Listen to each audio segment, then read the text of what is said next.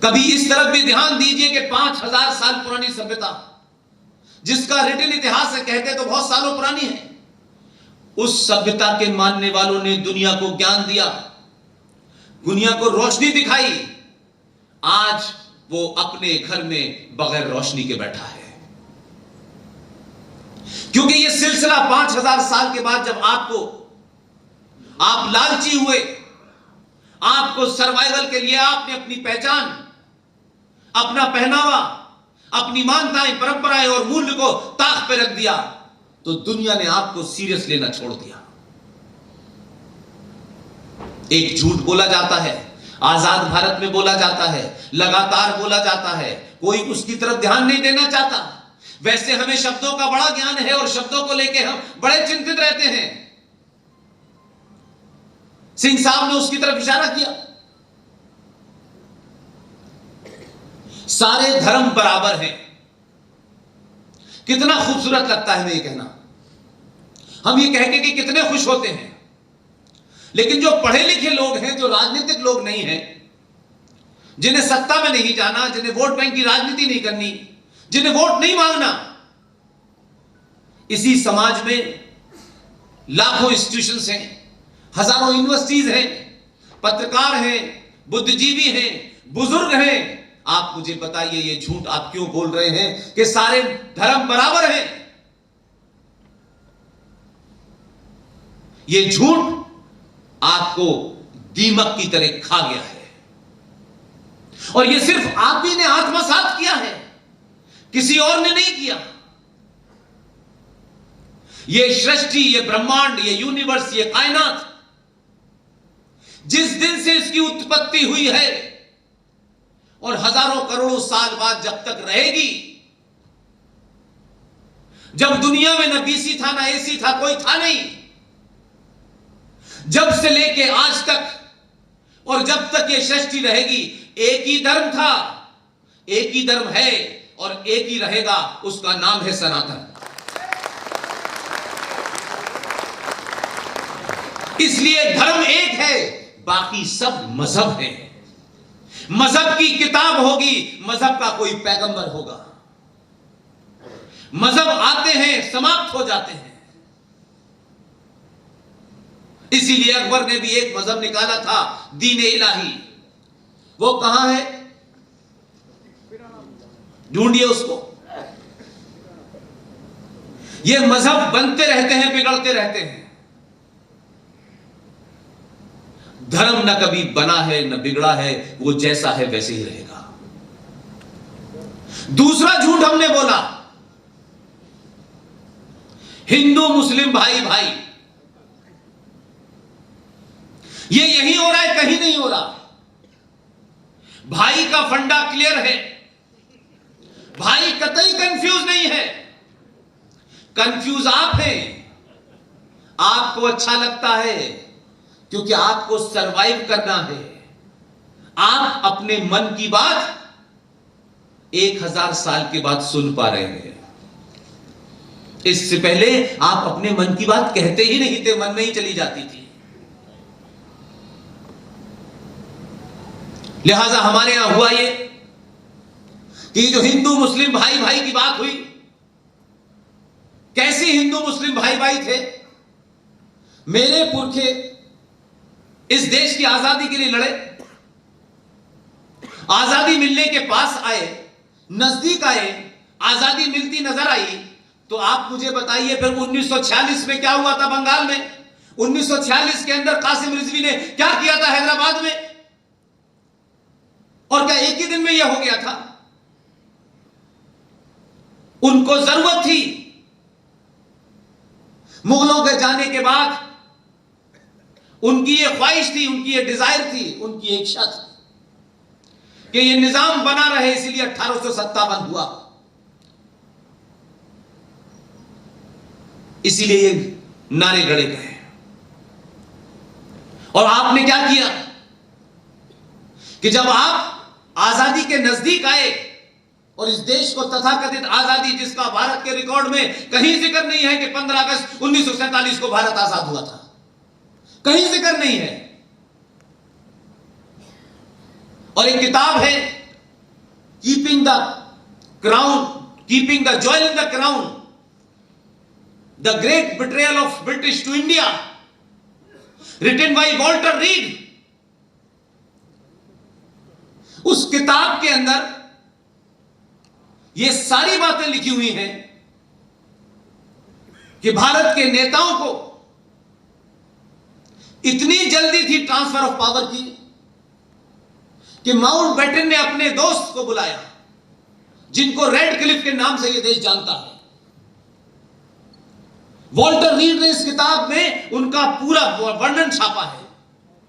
यह किताब मार्केट में अवेलेबल है। माउंटबेटन ने, नेहरू की इच्छा उनकी मजबूरी थी, नेहरू की इच्छाओं को पूरा करना उनकी मजबूरी थी, घरवाली उनके साथ नहीं थी।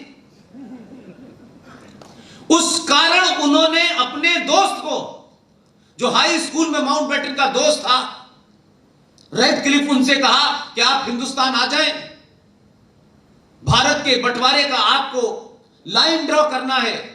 रेड क्लिफ ने उस किताब में पूरी बात लिखी है। यह काम कम से कम 3 साल में होगा।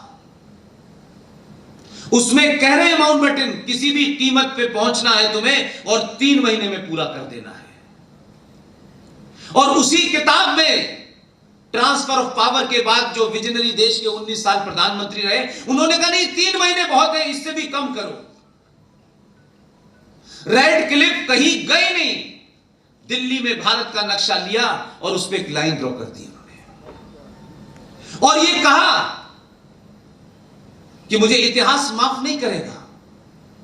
उन्होंने 15 अगस्त और 14 अगस्त का इंतजार नहीं किया, उससे पहले अपने मुल्क चले गए। और जब भारत में झंडा फहराया जा रहा था, उस वक्त तक देश के अंदर यह पता नहीं था कि रेड क्लिफ लाइन कहां है। जब यहां झंडा फहरा रहे थे दिल्ली में, तब पंजाब में 50,000 औरतों का मांस रेप किया गया। बंगाल के अंदर माएं बहनें अपने पति को, अपने भाई को, अपनी बेटी को स्टेशनों और बस स्टैंडों में उनकी लाशें ढूंढ रही थी, जब यहां जनगण होकर के विजनरी प्रधानमंत्री झंडा फहरा रहे थे। इस पूरे मूल में जिसके कारण आज ये भारत है और हम और आपके बीच में कोई बातचीत हो रही है, इसकी जड़ को नहीं समझेंगे तो आप शाहीन बाग को नहीं समझ पाएंगे, आप पीएफआई को नहीं समझ पाएंगे, आप इंडियन यूनियन मुस्लिम लीग को नहीं समझ पाएंगे, आप हैदराबाद के जोकर को नहीं समझ पाएंगे, आप रामपुर के जोकर को नहीं समझ पाएंगे। ये ताकतें क्यों हैं, कैसे हैं, किन कारणों से हैं, इसके लिए हम जिम्मेदार हैं। कोई घटना आइसोलेशन में नहीं होती।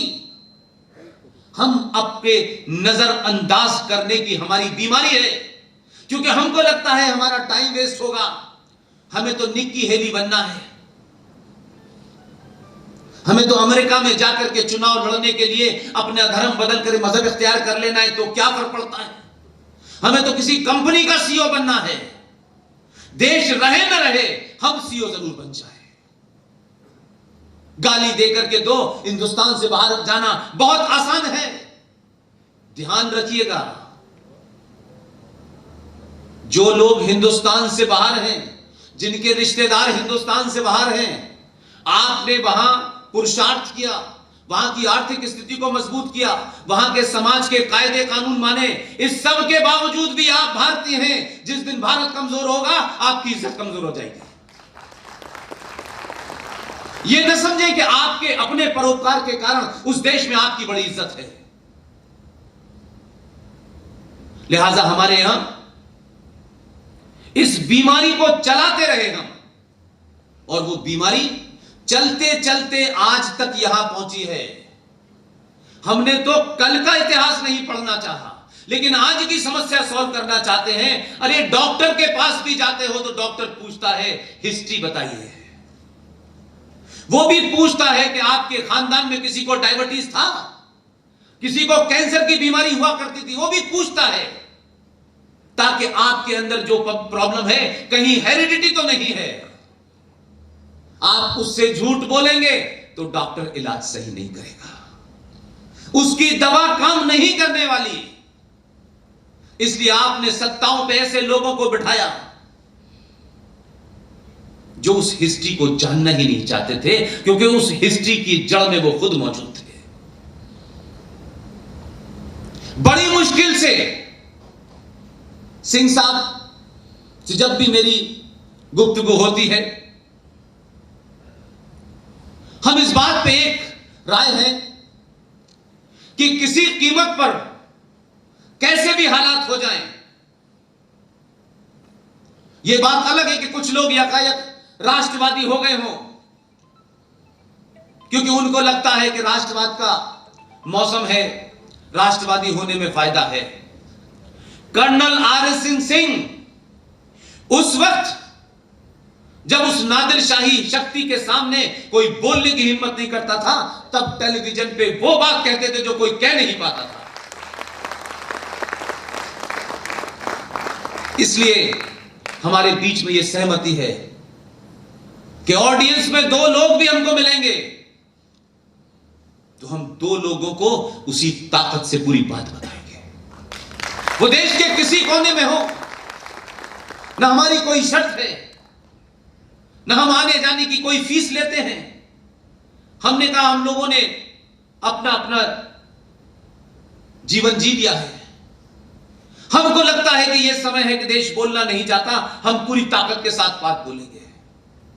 और अगर हम सच बोलेंगे तो यह देश हमारे साथ खड़ा होगा, और झूठ बोलेंगे उनके साथ देश नहीं होगा। यही कारण है कि विशाखापट्टनम में आप जिस जगह बैठे हुए हैं, न मैं आपकी जबान जानता, न मैं आपके खान पान को ज्यादा जानता, मेरी भाषा कितनी आपकी समझ में आ रही है या नहीं आ रही है, लेकिन मेरे भाव आपकी समझ में आ रहे हैं।